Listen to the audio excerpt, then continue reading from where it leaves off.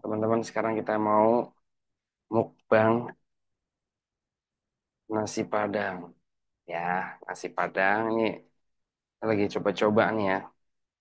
Eh, Sebelum kita bahas tentang persoalan-persoalan agama, persoalan-persoalan dunia, persoalan-persoalan kehidupan, kita juga perlu makan.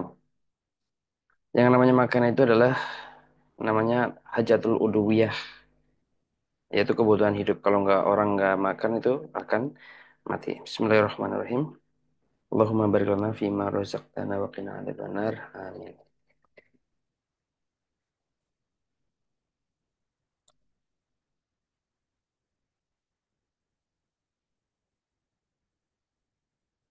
Nasi Padang dengan lauknya ikan gembung. Alhamdulillah masih bisa makan, masih bisa mensyukuri nikmat dari Allah Subhanahu wa taala.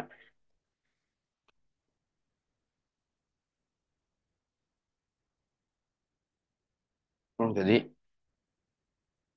manusia itu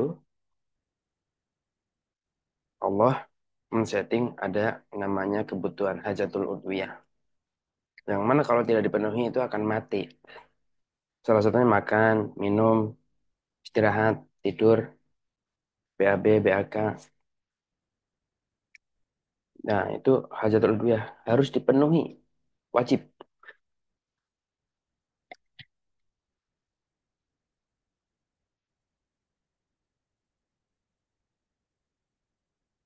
Termasuk tidur.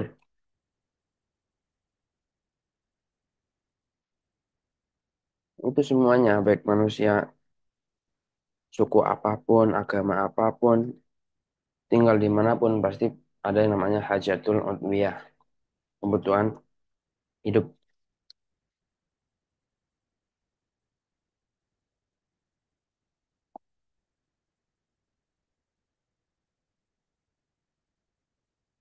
Kenapa manusia itu bisa bekerja, harus bekerja, bisnis, pokoknya cari nafkah, cari uang. Ya untuk memenuhi kebutuhan namanya hajatul udwiyah. Kenapa orang bisa bikin mobil, bikin pesawat, bikin HP, bikin YouTube? Itu adalah untuk memenuhi hajatul udwiyah awalnya.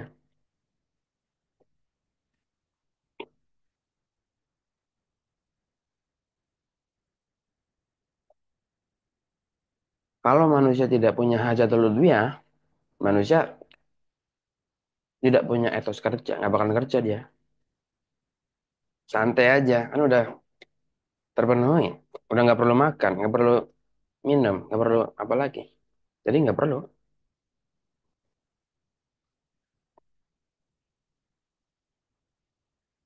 Tapi inilah yang menjadikan manusia itu adalah berkembang. Salah satunya. Hewan juga sebenarnya punya. Binatang itu punya namanya hasil dia juga makan juga. Ya. Nah yang kedua, selain hajatul udwiyah, manusia juga diciptakan atau dikaruniai oleh Allah namanya al-ghoraiz. Naluri-naluri. Ya, ghoraiz, naluri ya. Dia.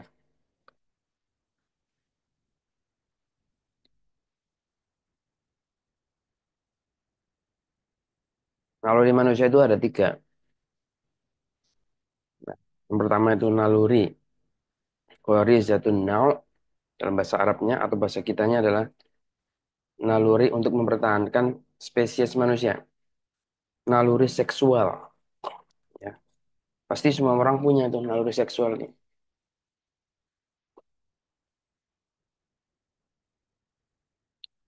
Penampakannya apa naluri ini?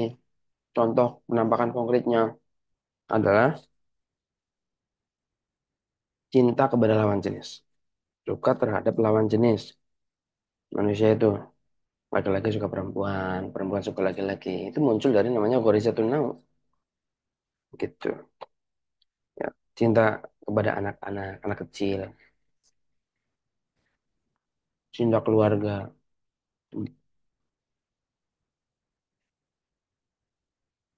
Kalau manusia nggak punya Ghorizatul Nau, itu manusia itu akan punah, hilang, hancur. Ya, bayangin saja kalau laki-laki nggak suka perempuan, mana ada. Muncul kemudian anak, ya lahir anak, kemudian mau membesarkan anak. Kalau manusia nggak suka sama anak-anak, anak-anak ditelantarkan gimana? Tuh. Ini yang kedua, naluri yang kedua itu Ghorizatul Baqo. Betul. Naluri mempertahankan diri dari ancaman atau naluri ingin berkuasa. Penampakannya apa? Rasa takut terhadap ancaman atau rasa ingin menang sendiri, ingin jadi nomor satu, ingin jadi pemimpin. Nah, itu muncul dari Ghorizatul Baqo.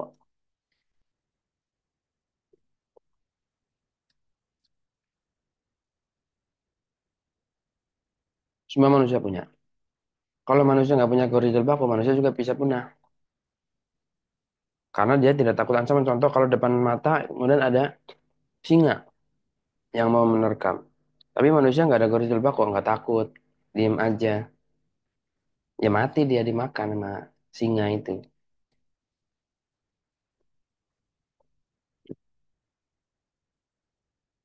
Karena ada Ghorizatul Baqo itu, maka manusia bisa melawan kalau dia berani, atau manusia itu akan lari kalau dia takut, menghindar dari bahaya. Itu kan? Manusia pengen jadi pemimpin, semua pengen jadi pemimpin. Kenapa? Karena ada namanya Gorizatul Baqo. Tidak mau jadi bawahan, ya kan? Bawahan pun punya harga diri, tidak mau dilecehkan. Itu muncul harga diri adalah Gorizatul Baqo.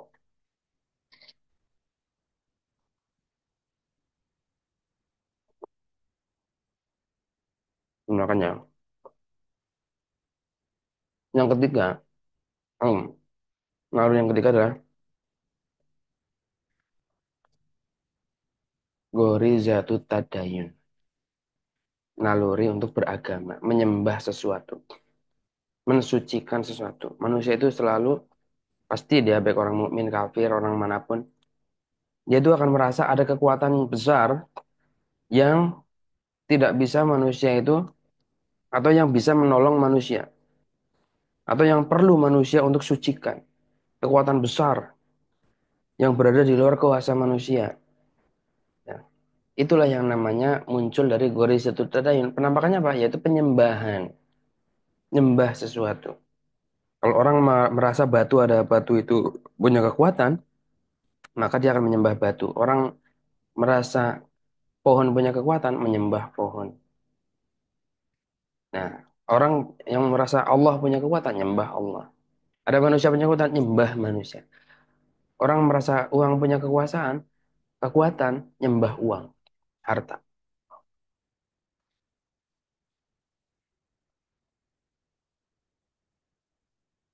Nah, penampakannya itu penyembahan, peribadatan kepada sesuatu, taat kepada sesuatu. Nah, naluri tiga itu, yaitu Gorizatul Nau, Gorizatul Bako, Gorizatul Tadayun, naluri seksual, naluri mempertahankan diri, naluri beragama, itu sudah include di dalam diri manusia. Ketika manusia sudah selesai dalam urusan hajatul udwiyah, urusan makan minum, urusan kebutuhan hidupnya, maka dia akan mencari sesuatu untuk memenuhi nalurinya. Misalkan naluri seksual. Kalau orang nggak punya kerjaan, orang yang masih memenuhi kebutuhan hidupnya saja masih susah, dia nggak bakal mikirin nikah misalkan. Tapi kalau udah terpenuhi, pasti akan kepikiran nikah. Karena hajatul udwiyahnya sudah terpenuhi, maka ada tuntutan untuk memenuhi naluri yang lain. Salah satunya naluri seksual, misalkan dengan cara menikah.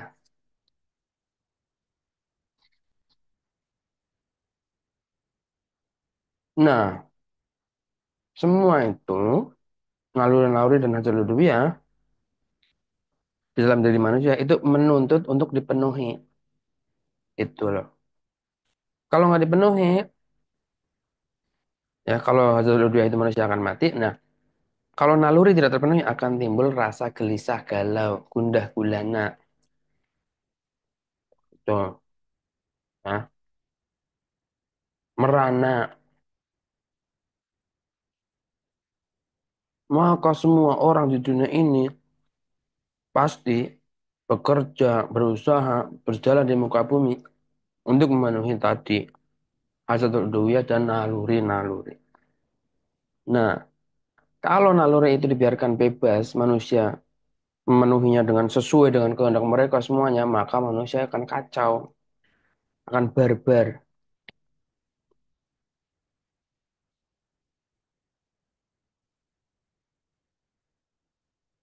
akan seperti binatang. Bayangin manusia seperti binatang. Kenapa? Nggak ada aturan, semaunya sendiri semuanya. Itu.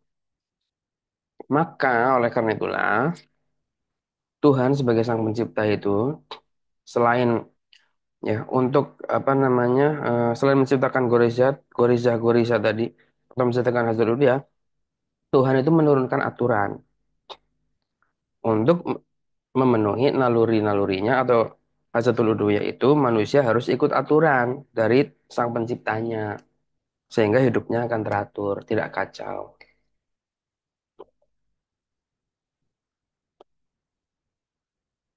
Nah, makanya Allah itu menurunkan siapa? Para nabi untuk ngajari manusia tata cara memenuhi Hajatul Uluhiyah dan naluri-naluri.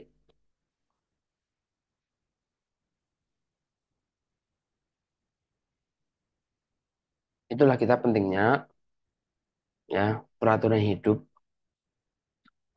tapi bukan sebarang peraturan hidup yang berasal dari sang pencipta, syariat.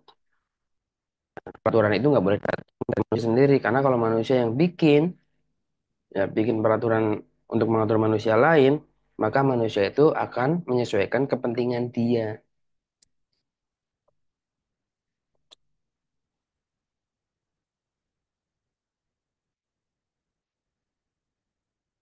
Kalau Tuhan atau Allah itu nggak punya kepentingan apa-apa terhadap manusia, sehingga ketika mengatur aturan yang paling adil hanya aturan Allah, aturan Tuhan saja.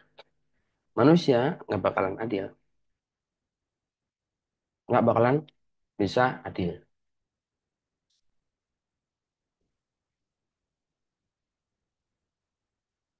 Contoh peraturan manusia apa? Demokrasi misalkan, kan tidak menciptakan keadilan. Komunisme tidak menciptakan keadilan.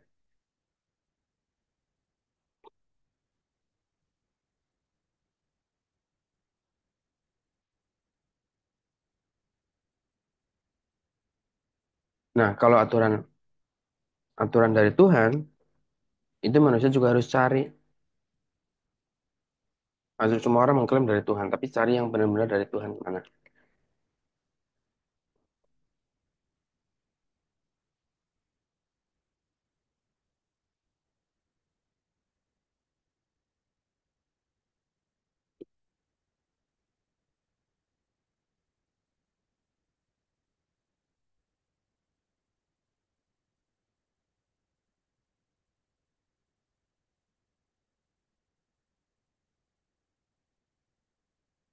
Alhamdulillah, sudah selesai.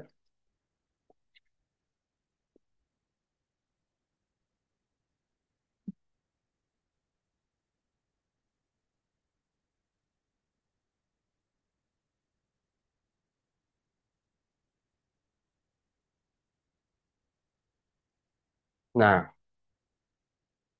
dari mana kita mengetahui bahwasanya aturan itu benar-benar datang dari Tuhan yang beneran atau datang dari selain Tuhan? Maka kita harus mencari dengan cara berpikir, berpikir dan berpikir.